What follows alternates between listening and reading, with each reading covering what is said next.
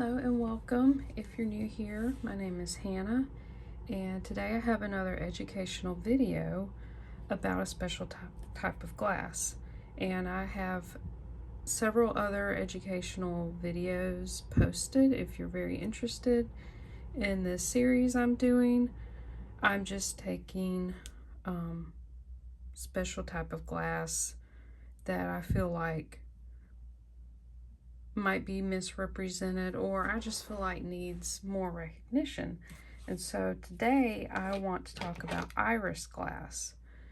It was first developed around the late 19th century, early 20th century by the Bohemian glassmakers, so in the Czech region. These were actually originally called rhinestones. And you're probably wondering, well, the only thing that looks like a rhinestone are these. And this is what you would typically think of, either flat or, have a pointed end to put in settings like this. That's, yes, what rhinestones are that we think of today.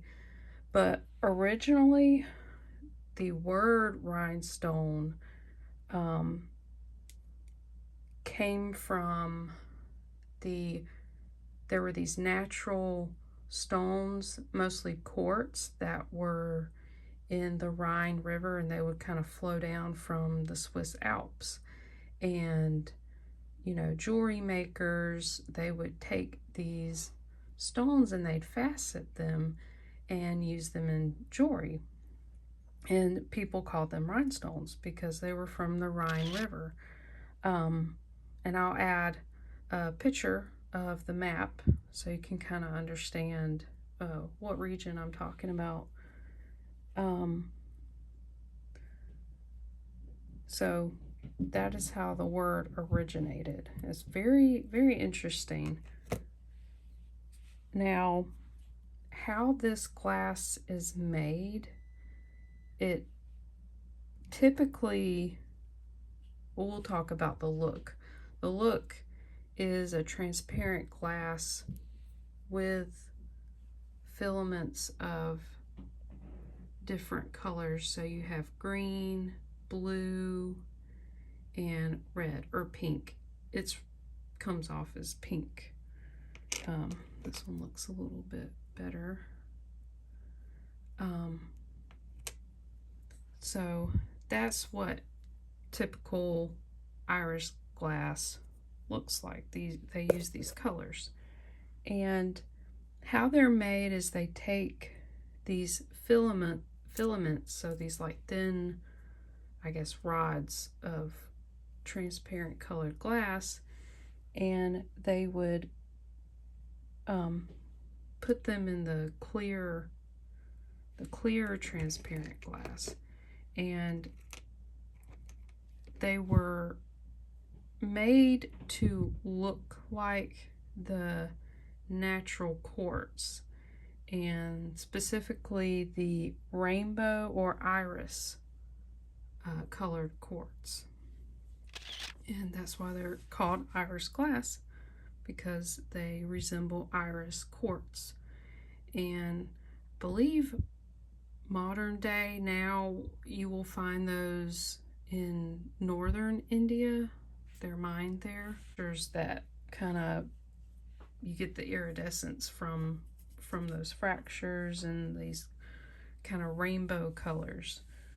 Now, around this time that they were made, it was very popular to make like precious stones, imitate precious stones with the use of glass.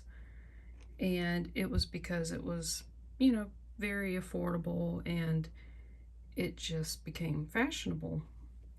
You'll find that a lot in the Art Deco and Art Nouveau pieces of jewelry, just beautiful colored glass made to look like amethyst, rubies, garnets, opals, agates, you name it. There's probably a glass they made to look like it. So I'm just going to show some examples. And this first one is probably the most modern one I have. I would say, according to the clasp, maybe 40s, 50s, and it's marked sterling. This one I just had put aside to either take the stones and use them because most of them are missing, and this is the only thing I have with these iris rhinestones to show, and that's why I pulled this piece out. So just disregard how bad of a shape it is. But these are rhinestones as we know them, but with the iris coloring. And you can kind of see the pink and green, a little bit of blue there. And you will find a lot of these iris rhinestone pieces. Normally you'll find just a very simple dainty necklace with a few of these rhinestones and maybe a bigger one. They were made in Germany and in Czech, but I believe the Czech were the only ones that made the glass. They were at least the first ones to develop it. And then these loose beads are table cut Czech glass, very beautiful. And this one is in my personal collection, and it has these beautiful tube oblong iris glass beads. They're just gorgeous, and they're linked together with these brass connectors and also these beautiful pink opalescent rondelle beads. Now, I'm not for sure if these were like made in Germany, because I believe these might be German opalescent beads, but regardless, these were probably made in Czech. Very beautiful, very unique shape. You don't really find these tube-shaped iris glass beads. This one I paid good money for to add to my collection.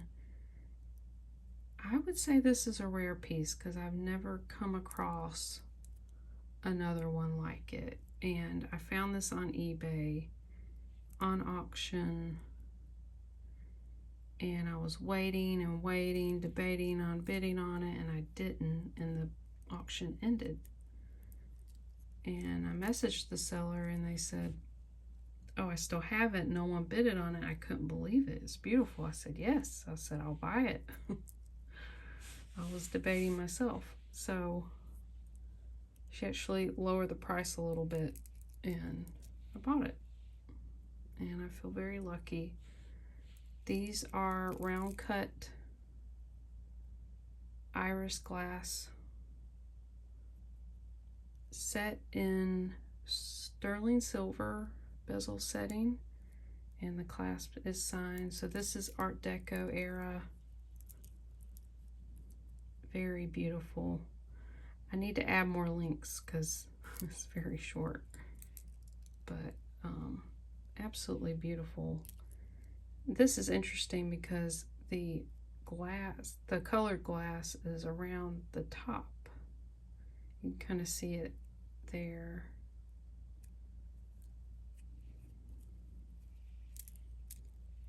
So yeah, just very beautiful.